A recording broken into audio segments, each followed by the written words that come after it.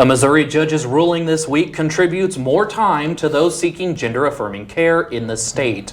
Hello and welcome to Ozarks News Brief. I'm Dylan Durrington. And I'm Ryan Smith. This comes as the restrictions issued by Republican Attorney General Andrew Bailey would have gone into effect last week. St. Louis Circuit Judge Ellen Ribadow paused the restrictions for 2 weeks as she takes more time to consider legal challenges. The judge has set a hearing for May 11th to hear from trans Missourians and healthcare providers. A gold medal flower plant in Kansas City, Missouri is linked to multiple salmonella cases across 12 states. General Mills recalled 4 flower varieties last week when contamination was suspected. The recall included 2 and 5 pound bags of bleached all-purpose flour with better if used by dates of March 27th to March 28th of 2024. So far, 13 people have been found sick, with 3 people hospitalized. No deaths have been reported. Over the next few weeks, Springfield city leaders will discuss a number of items related to the city's proposed $496 million budget. This year's budget is about $50 million more than last year's, with increases across the board. Our own Jade Morrow is standing by at Springfield City Hall with the very latest. Jade? The Springfield City Council is holding a series of budget workshops over the next few weeks. This budget will focus on the impact of inflation, employment recruitment, city council priorities, sales tax, and much more. The budget workshops will allow the City Council to discuss and approve the budget before the new fiscal year begins on July 1st. The Springfield City Council hopes to come to a final agreement for the budget on June 5th. To stay up to date with the budget workshops, visit springfieldmo.gov. Reporting for Ozarks News Brief, I'm Jade Morrow. Thanks, Jade. Meanwhile, Missouri lawmakers in Jeff City have until 6 p.m. Friday evening to approve the state's budget. Earlier this year, Governor Mike Parson called for $50 billion in total spending, which is a 5.3% increase from last year. Ozarks News Brief reporter O'Shayla Muldrow has been following this story. She joins us with more. In the area of education, the budget adds $275 million in capital improvement projects at public colleges and universities like Missouri State University. The budget also sets aside $250 million in a rainy day fund for public and charter schools and aims to fully fund the transportation costs for K-12 students. Other budget highlights include expanding I-70 across the suburban areas of Kansas City, St. Louis, and Columbia. There is also a pay increase budgeted for state employees. In the area of healthcare, the budget proposes $88 million for treatment and support for those living with disabilities. And in public safety, the governor is asking for $15 million to help MoDOT purchase safety-related equipment. Also on the table is an income tax cut plan, which has received mixed reaction along party lines. The new fiscal year starts on July 1st. Reporting for Ozarks News Brief, I'm O'Shayla Muldrow. Some U.S. households may want to hold off a little longer before making a major purchase. On Wednesday, the Federal Reserve announced its 10th interest rate increase since last March. This comes as the nation inches closer to the debt ceiling deadline. John Lawrence reports. The Federal Reserve's fight against inflation is not finished. The strains that emerged in the banking sector in early March appear to be resulting in even tighter credit conditions for households and businesses. The central bank voted unanimously to boost interest rates by a quarter point on Wednesday. That brings the federal funds rate to 5.25%, a high not seen in over 15 years. My colleagues and I understand the hardship that high inflation is causing, and we remain strongly committed to bringing inflation back down to our 2% goal. Another financial matter still hovering over Washington, D.C., the debt ceiling crisis. According to the White House Council of Economic Advisors, the U.S. could lose more than 8 million jobs and cut the stock market in half if the country breaks its spending limit.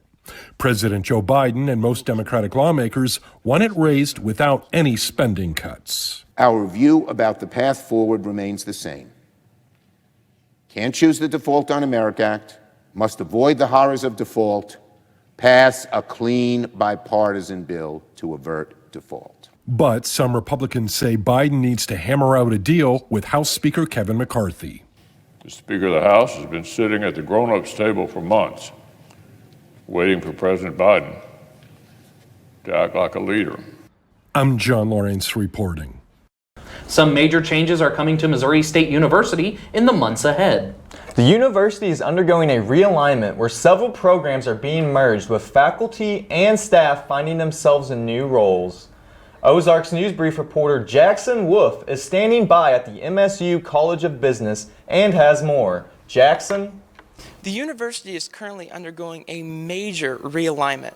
This is all due to budget cuts, personnel changes, and an overall low student enrollment. The university says that the realignment won't affect students all that much, but it will affect how the university is run on an administrative level and also how the overall budget is set. This realignment is just a small part of the university's 2-year transformation plan, which aims to support current students and also grow in enrollment. MSU President Cliff Smart is set to make more announcements on the matter in the coming weeks. For Ozarks News Brief, I'm Jackson Wolf. Thanks, Jackson. Up next on Ozarks News Brief, these Mo State Bears are inching closer to the NFL. A shocking discovery inside a McDonald's in Kentucky, and 41 Texas migrants arrive in New York. We'll be back after the break. You're watching Ozarks News Brief.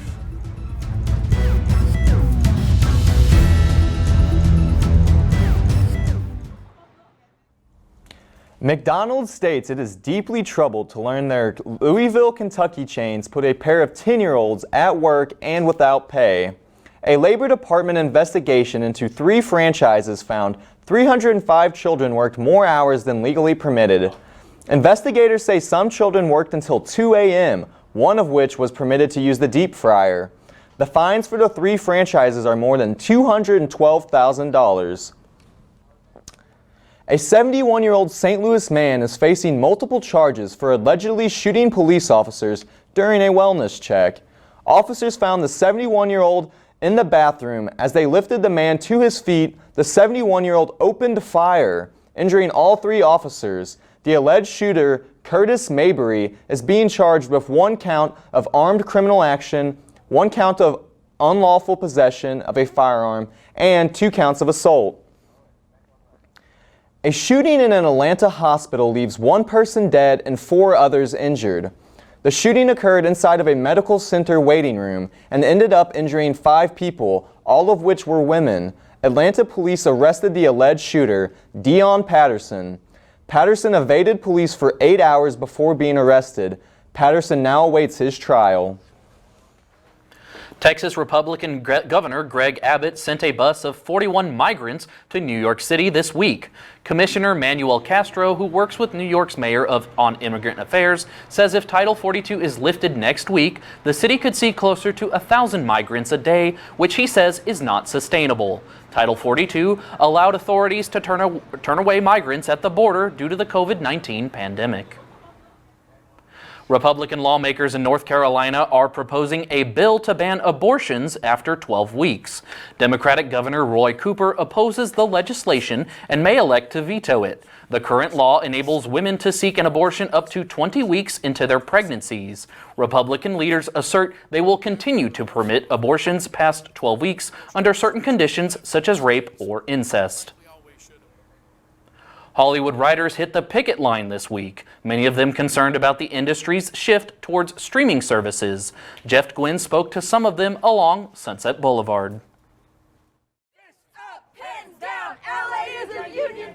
Along Sunset Boulevard in Hollywood, countless stories are not being told because film and TV writers like Daniel Rogers are on strike. It's been difficult. He was a staff writer on a Netflix show that wrapped in the summer of 2021. And I haven't worked on a TV show since then. He picketed outside the offices of Netflix after labor talks between the Writers Guild of America and the major Hollywood studios broke down. Some of the sticking points have been over pay and residuals for streaming content and the use of artificial intelligence. Many writers say the work is inconsistent and that streaming shows tend to have fewer episodes than network TV, which means fewer paychecks. It's the first time WGA members have picketed in 15 years. During the last strike, after it was over, I didn't work for 3 years, to the point where I drove a forklift. The Alliance of Motion Picture and Television Producers says the AMPTP member companies remain united in their desire to reach a deal that is mutually beneficial to writers and the health and longevity of the industry. And the studios have pushed back against the union demands as the industry faces budget constraints, pointing to the recent layoffs at Disney and Warner Brothers Discovery. Many writers say streaming has altered the way they make a living because writers' rooms are staffed with fewer people, which means less opportunities to grow. The middle class of writers has fallen out, and it's become harder for people like me to move up the rungs of the entertainment industry. It's spring, but it seems Michigan didn't get the memo. People in Michigan are digging out of a snowstorm on the first few days of May. This snowstorm has caused widespread power outages and several car accidents. The Marquette Sheriff calls this the worst type of snow because it's heavy and wet, making it very difficult to drive in. Ryan, I can't believe that it is still snowing up north here. I know it is nearly summertime, but it's wild that it is still snowing up north. I agree, Dylan. Like I said, I can remember times when it snowed into our spring break in high school around March, maybe into early April, but never into May. I don't recall that, so... The weather's getting wild for sure. It is. Here is a look at live traffic from Kansas and Chestnut Expressway, thanks to our partners with OzarksTraffic.com. We've had some nice weather this week. Will we see the same heading into the weekend, or will showers be on their way? We'll be back after the break. You're watching Ozarks News Brief.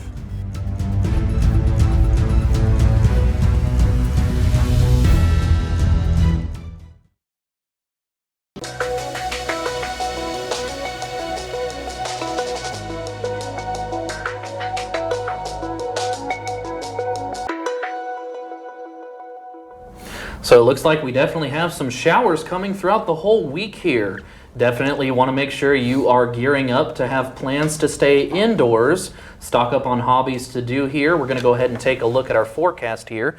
Today it looks like it is still cloudy skies, 67 degrees by about 3 o'clock. It's going to be 70 degrees, and by 8 you're going to get that downpour coming in at 63 degrees. And it is looking like we do have some storms coming in from the southeast here. They are slowly coming in up through Springfield, Missouri here. Make sure that you are geared up for things to do indoors. Check up on your shows here.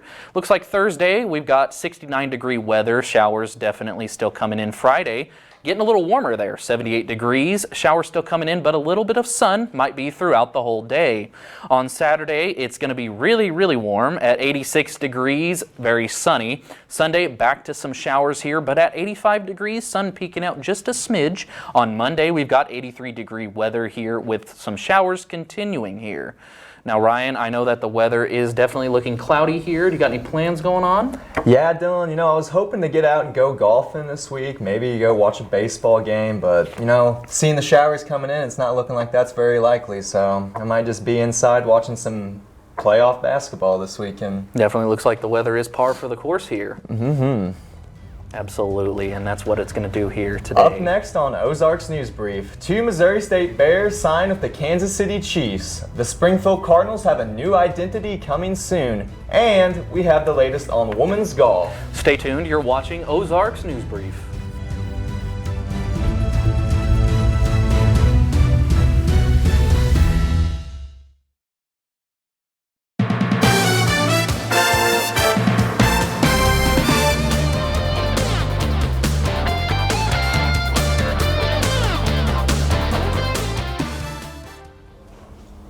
We start with big news out of Missouri State as 2 football standouts have invaded the NFL. Montre Braswell and Ty Scott are signed as undrafted free agents to Super Bowl champion Kansas City Chiefs. Braswell received first-team Missouri Valley Conference in 2022 as a defensive back and return specialist. Meanwhile, Scott led the team in receptions, receiving yards, and receiving touchdowns in 2022. Swinging into baseball, the Springfield Cardinals revealed plans for an alternate identity for a home series in May. The Springfield Cashew Chickens will be on display Thursday, May 25th to Saturday, May 27th. Fans can get their exclusive Springfield Cashew Chicken merchandise now on the team's online store. Fans can also enjoy Springfield-style cashew chicken served at Hammondsfield concessions during that time. One of the generation's most prolific quarterbacks has officially found his home. Lamar Jackson, the QB with the speed of a receiver and agility of a running back, has signed with the Ravens. Fans are happy to hear their star MVP quarterback is staying in Baltimore.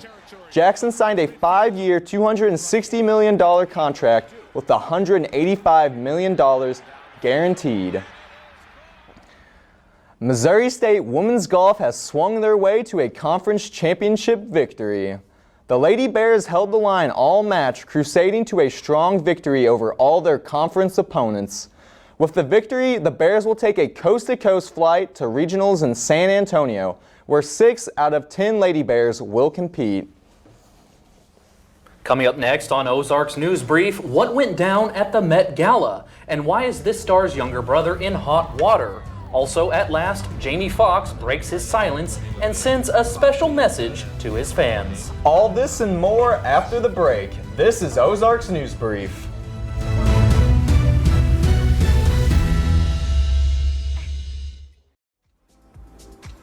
Monday night was the night for A-list celebrities to show off their iconic fits on the white carpet. From singer-songwriters to professional athletes, this year's Met Gala did not disappoint. The first Monday of May was circled on every celebrity's calendar. That was the day to serve major looks and bring the drama. Jackson Mahomes, brother of NFL MVP Patrick Mahomes, was arrested this week in Johnson County on sexual battery charges. This all comes after court documents show he faces 3 accounts of aggravated sexual battery and 1 account of a related incident on February 25th. The incident was captured on video inside a bar. Mahomes' next court appearance is May 11th. English singer-songwriter Ed Sheeran has promised to quit the music industry if he's found guilty of plagiarism. The singer has been taken to court by the Marvin Gaye estate. The estate claims Sheeran copied one of Gaye's biggest hits, Let's Get It On, in his song Thinking Out Loud. The jury deliberations are currently underway. Oscar-winning actor Jamie Foxx has released his first public statement after being hospitalized for nearly 3 weeks with a medical complication. Foxx reportedly became ill in Atlanta on the set of the Netflix comedy Back in Action. On April 12th, his daughter announced his hospitalization, and yesterday, Foxx posted on Instagram thanking Nick Cannon and his fans for the kind words and blessings. That Ed Sheeran case is so wild that he might quit the music industry if he's found guilty. Yeah, Dylan, I saw that story blowing up online, and same with the Jackson Mahomes, so it's been a pretty big week for entertainment, this news, so.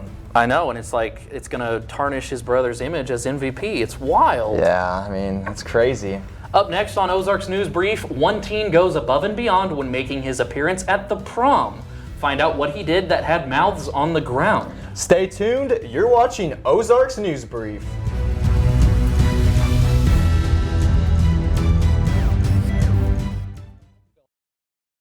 Forget the limo, a teen in Washington State took his dream ride to prom, a tank. This is how Sherman Bynum made his entrance at the Camas High School prom in the turret of a World War II tank. Bynum's date, on the other hand, decided she would just meet him at the dance, but that didn't get Bynum's spirits down. Bynum says he plans to top the tank entrance at next year's prom by skydiving to the dance. And that's going to do it for us today. I'm Dylan Durrington. And I'm Ryan Smith. Thanks for watching, and remember, you can always follow us at ozarksnewsbrief.com. Have a great day.